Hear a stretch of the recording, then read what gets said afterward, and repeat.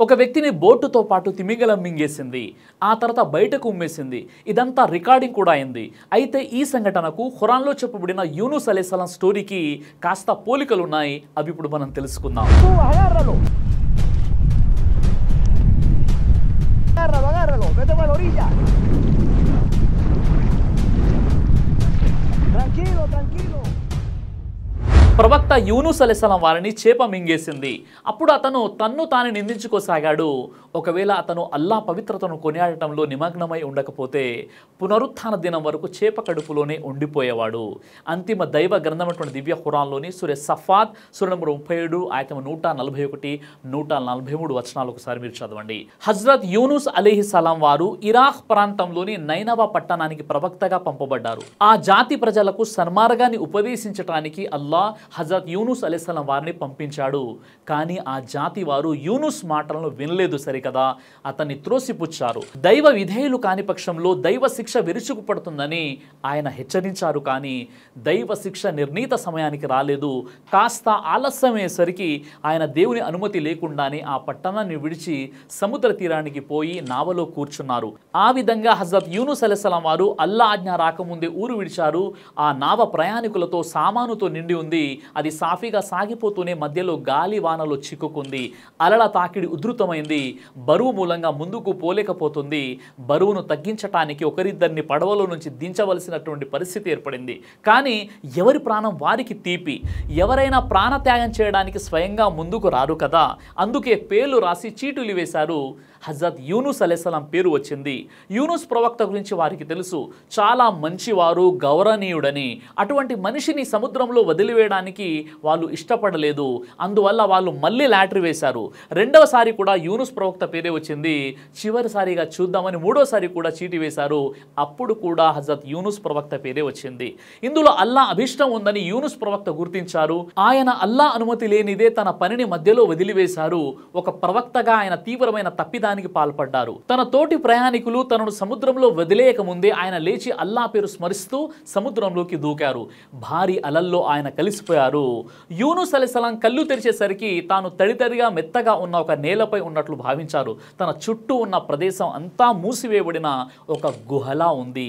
అంతా చాలా చీకటిగా ఉంది, కానీ చాలా మృదువుగా మెత్తగా ఉంది. ఆ విధంగా ఆయనకు కుదుపులు తగులుతున్నాయి. అలల్లో పడవకు తగిలే కుదుపుల వంటివి. తాను ఒక పెద్ద చేప కడుపులో ఉన్నట్లు ఆయన గుర్తించారు. తుఫాను సముద్రంలో ఆయన్ను కాపాడడానికి గాను అల్లా ఆయన ఒక చేప మింగేసేలా చేశాడు. ఆయన వెంటనే అల్లాను తలుచుకుని తాను చేసిన తప్పుకు పశ్చాత్తాపం వ్యక్తం చేశారు. అల్లాహ్ తప్ప వేరే దేవుడు ఎవరు లేరు, ఔన్నత్యం ఆయనదే, నిస్సందేహంగా నేను తప్పు చేశాను అన్నారు. అనంత కరుణామయుడు, అపారంగా క్షమించేవాడైన అల్లాహ్ ఈ ప్రార్థనను ఆలకించాడు. ఆ వెంటనే తాను బలవంతంగా బయటకు తోయబడిన అనుభూతి యూనుస్ అలైహిస్సలాం వారికి కలిగింది. ధడాలున ఆయన మెత్తని నేలపై వచ్చి పడ్డారు. ఆయన బయటకు కక్కేసేలా అల్లా ఆ చేపకు ఆజ్ఞాపించాడు. మరి ఆ తర్వాత యూనుస్ అలైహిస్సలాం వెంటనే అల్లాకు కృతజ్ఞతలు చెల్లించారు. మరి ఆయన కనుక పశ్చాత్తాపం చెందకుండా అల్లా పవిత్రతను కొనియాడకుండా ఉండకపోతే ప్రళయ దినం వరకు చేప కడుపులోనే యూనుస్ అలైహిస్సలాం వారు ఉండిపోవాల్సినటువంటి పరిస్థితి వచ్చేది. తన పశ్చాత్తాపాన్ని వ్యక్తపరుస్తూ ఆయన ఈ విధంగా దువా చేశారు. లా ఇలాహ ఇల్లా అంత సుబ్హానక ఇన్ని కుంతు మినజ్ జాలిమీన్. ఓ అల్లా, నీవు తప్ప మరో ఆరాధ్య దైవం ఎవ్వరూ లేరు. నీవు పవిత్రుడవు. నిశ్చయంగా నేనే అన్యాయానికి ఒడిగట్టిన వాడను అని ఈ దువా చేయడం జరిగింది. హజరత్ సాద్ బిన్ అబీ వక్కాస్ రదియల్లాహు అన్హు వారి ప్రకారం ప్రవక్త ముహమ్మద్ సల్లల్లాహు అలైహి వసల్లం వారు ఇలా అన్నారు, కష్టాల్లో ఉన్న ముస్లిం యూనుస్ ప్రవక్త చేసిన ప్రార్థనతో దేవునికి మొరపెట్టుకుంటే అల్లా ప్రతిస్పందిస్తాడు. ఇది అల్లా చేసిన వాగ్దానంగా భావించబడుతుంది.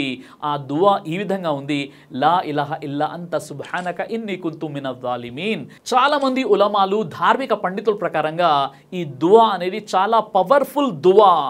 ఏ విశ్వాసి అయితే కష్టకాలములో ఉన్నప్పుడు, ఇక ఏ వైపు నుండి కూడా అతనికి సహాయం అందనప్పుడు, ఏకాంతంలో ఉన్నప్పుడు ఈ దువా గనక పఠించినట్లయితే ఖచ్చితంగా అతనికి అల్లా తరపున సహాయం అనేది అందుతుంది. కాబట్టి విశ్వాసముతో, అచంచలమైనటువంటి భక్తితో ఈ దువా చదివినట్లయితే ఆ కష్టాల్లో ఉన్నటువంటి వ్యక్తి ఖచ్చితంగా రక్షించబడతాడు. ఇది అల్లా యొక్క వాగ్దానం. అయితే ఇప్పుడు ఇదంతా మీకు చెప్పవలసినటువంటి అవసరం ఏంటంటే 15th ఫిబ్రవరి శనివారం 2025 రోజున చిలీ రాజధాని శాంటియాగోకు దక్షిణంగా దాదాపు 1600 మైళ్ళ దూరంలో ఉన్న చిలీ పటాగోనియా తీరంలో మాగెల్లాన్ జలసంధి గుండా 24 సంవత్సరాల వయసున్నటువంటి ఆర్డియాన్ సిమాన్కాస్ తన తండ్రి డేల్తో కలిసి కయాక్లో విహరిస్తున్నాడు. కయాక్ అంటే ఒక చిన్న పడవ లాంటిది. ఇది డబుల్ బ్లేడెడ్ తెడ్డుతో ముందుకు వెళ్తుంది. అందులో ప్రయాణించే వారిని కయాకర్ అంటారు. ఆడ్రియన్కు కయాకర్గా సముద్రంలో విహరించడం అంటే చాలా ఇష్టం. అందుకే ఎంజాయ్ కోసం కయాకింగ్ చేసేందుకు సముద్రంలోకి వెళ్ళిన ఆడ్రియన్ తిమింగలం దాడి చేసి అతని బోట్ను మింగేసింది. పడవతో పాటు ఆడ్రియన్ తిమింగలం నోట్లోకి వెళ్ళిపోయాడు. తన కొడుకుని కళ్ళ ముందే తిమింగలం మింగేయడంతో తన తండ్రి డెల్ వీడియో రికార్డ్ కూడా చేస్తూ షాక్లో ఉండిపోయాడు. అంతలోనే తిమింగలం ఆడ్రియన్ బయటకు ఉమ్మివేసింది. బోటుతో పాటు అతడు నీటిపైకి రావడంతో తండ్రి డేల్ రిలాక్స్ అయ్యాడు.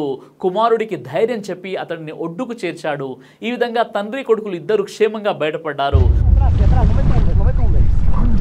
Eso, tranquilo, tranquilo. Tranquilo, tranquilo. ఒక తిమింగిలం ఒక వ్యక్తిని పూర్తిగా మింగేసి ఆ తర్వాత బయటకు కక్కేసింది. స్వతహాగా సదరు వ్యక్తి తండ్రియే వీడియో రికార్డ్ చేశాడు. అయితే ఇది వీడియో రికార్డింగ్ అయింది, న్యూస్లో కూడా వచ్చింది కాబట్టి ఈరోజు మనం నమ్ముతున్నాం. అంటే ఒక తిమింగలం మనిషిని మింగడం మరియు బయటికి కక్కివేయడం, ఆ తర్వాత ఆ మనిషి సజీవంగా బ్రతికి ఉండడం అనేది అసంభవం ఏమీ కాదు. అలాగే కొన్ని వేల సంవత్సరాల క్రితం యూనుస్ అలైహిస్సలాం వారిని కూడా తిమింగలం మింగి తన ప్రభు ఆజ్ఞతో మళ్ళీ బయటికి కక్కేసింది. ఈ వృత్తాంతం, ఈ సంఘటన అంతిమ దైవ గ్రంథం దివ్య ఖురాన్లో చాలా స్పష్టంగా చెప్పబడింది. ఖురాన్పై విశ్వాసం లేని వారు ఎవరైతే ఈ సంఘటన చదువుతారో వారికి ఏమనిపిస్తుంది? ఒక వ్యక్తిని చేప మింగేసి ఆ తర్వాత బయటికి ఉమ్మేసిన తర్వాత అతడు బ్రతికి ఉండడం ఎలా సమంజసమని చాలా రకాలుగా అనుకుంటూ ఉంటారు కొంతమంది. కానీ ఈ రోజు మనం చూసాం ఈ న్యూస్ ప్రకారంగా ఒక మనిషిని చేప అమాంతంగా తన పడవతో పాటు మింగేసి ఆ తర్వాత బయటికి ఉమ్మేసింది. ఇదంతా కూడా మొబైల్ ఫోన్లో రికార్డింగ్ కూడా అయింది. కాబట్టి ఈరోజు మనిషి నవ్వుతున్నాడు. ఆనాడు ఖురాన్లో చెప్పబడినటువంటి విషయం ఏదైతే ఉందో అది కూడా ఖచ్చితంగా వాస్తవమే. ఖురాన్లోని అనేక సందర్భాలలో గత జాతులకు సంబంధించినటువంటి సంఘటనలను దైవం ప్రస్తావించాడు. అవన్నీ కూడా యథార్థాలే.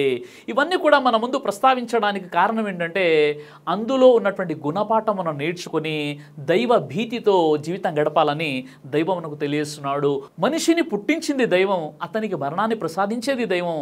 అతడు కష్టకాలంలో ఉన్నప్పుడు ఒకవేళ దైవం తలిస్తే ఖచ్చితంగా దైవం అతన్ని కాపాడుతాడు అని చెప్పడానికే ఈ యొక్క సంఘటన నేను మీకు వివరిస్తున్నాను. అయితే ఇంకా ఏదైనా ఇస్లామిక్ హిస్టరీ గురించి లేదా ఖురాన్లో చెప్పబడినటువంటి సంఘటనల గురించి మీరు తెలుసుకోవాలనుకుంటే ఏ అంశంపై వీడియో చేస్తే బాగుంటుందో గుర్తించి మీరు నాకు తెలియచేయండి. నేను రీసెర్చ్ చేసి కొత్త కొత్త వీడియోలు మీ ముందుకు తీసుకొచ్చేటువంటి ప్రయత్నం చేస్తాను. ఇన్షాల్లా. జజాకల్లాహు ఖైర్.